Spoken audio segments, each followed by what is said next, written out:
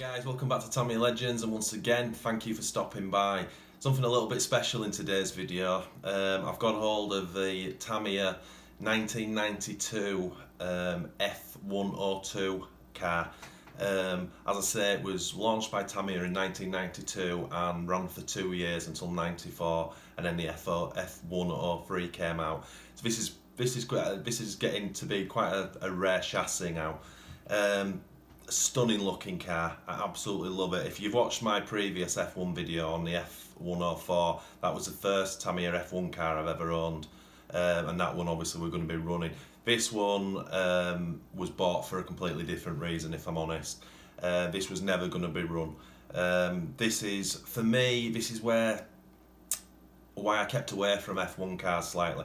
For me, this is too nice and too sort of old to run. I see it more of as a shelf queen. Now, I use that term loosely because it's used, but for me, this needs to kind of sit on the shelf. But nevertheless, each to their own.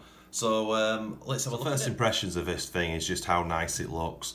Now, with the F1 cars, obviously it usually means you're heavily into the F1 scene. Now the F104 I've got is a 2009 Lewis Hamilton car. This car is obviously the Nigel Mansell car from 1991. So if you're into F1, and especially if you're from the UK, these two F1 cars mean so much more. And in my opinion, in the F sort of one scene, these colours really stood out on the Renault. So the car itself has this cool wing mounted by the wire supports. It came as standard with all the original F1s came with foam tyres. I've actually put a brand new set on the rear. When I got this, it came... So one thing I want to say straight away, I actually bought it and I believed it was 100% original, but that was too good to be true, unfortunately. I'm 90% positive that this is a reproduction shell. I honestly don't know. It's difficult for me to tell. The actual shell itself is in too good a condition, and it doesn't match up with the chassis. It could be a Tamiya shell. There's no way of telling. It looks fantastic. That's the main thing. When I got it, as I say, it came with brand new rear wheels, and it came with like a quarter of the original decal sheet. It was a full sheet, but there'd been loads cut out and used. So I've spruced it up best I can, which sort of meant putting the tyre decals on, which really makes these cars stand out. There was also some trim left. It's really difficult to see this red trim here that separates the blue and white. So I've used a trim that was available, but unfortunately I didn't have enough for this section here. But we could buy something just to finish that section off, because it does need it, because there's a little bit of creepage from blue into the red. So that trim line would just show that up. You can get a brand new decal sheet. I've seen one on eBay, but it's like £80 to buy, because obviously it's super rare now. But it probably would be if you're going to stick this on the shelf, because just for this front wing decal here, because obviously, as I say, this car's been used, probably raced. So if you could get a hold of a new front decal, that would be awesome. As far as I'm aware, MCI don't do reproduction decals of this car, which is a bit unfortunate. So as I say, let's take the clips off and have a look at what's underneath the hood. As they say, the thing with these is they just feel so fragile. Just scared of breaking them. Sorry, I put these little O-clips on, O-rings, just to keep. So let's get the body off. And there we have it. That is a Tamiya F102. Very, very basic. Extremely basic. It's obviously servo, just bolt straight to it with servo. It's like a FRP deck chassis. You've got this top deck here. This is the one that uses the big tie wraps, the ones you can keep adjusting, you can keep slackening off. I have those for it, but I've left them off for now. It's got the original 540 motor in it. And this, again, I thought this might be a fixed axle, but it's not. It has a differential. It's got a ball differential on it, which I need to look at, actually. As I say, For me, this is just about looks. It's not about running it. So basic, and obviously it's got a blue CVA shock, which if you push down, you can see it moving. So obviously, before I switch it over, again on this car, it has the little springs underneath the front wheels, just for the tiny little bit of front suspension. It actually needs new front tyres, because these, although they're looking great, Nick, they're actually worn quite a lot, which makes the car sit too low.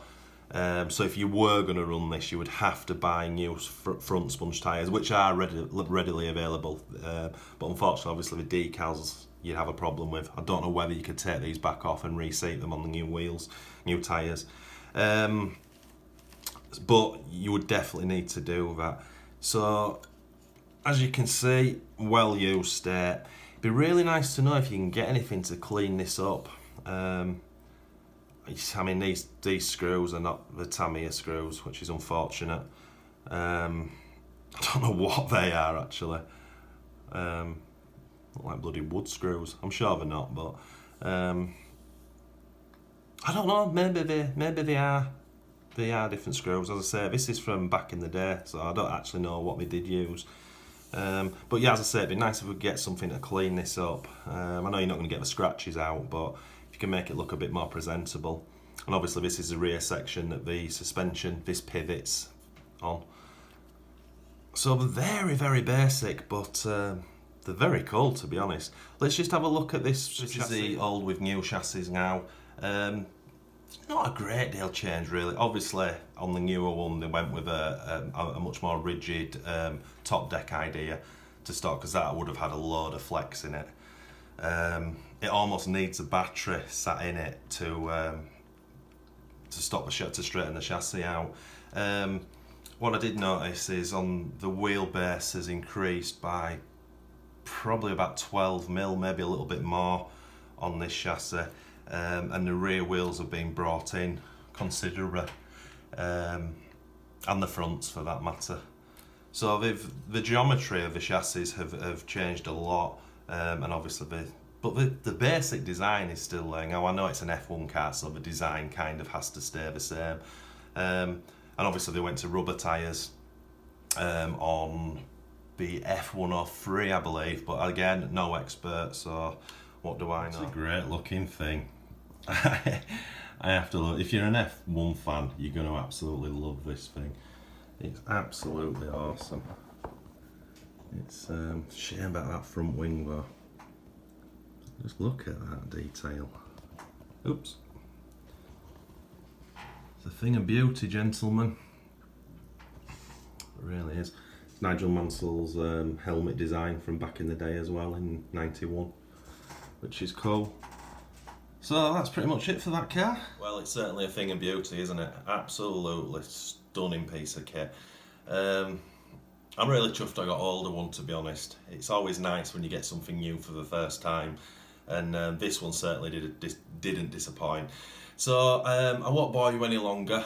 Once again, thank you for watching, and if you're new to this channel, if you could please consider liking and subscribing for our future videos. We're knocking 3 to 4 videos out every week now, so your support will be much appreciated. And as always, happy RCing.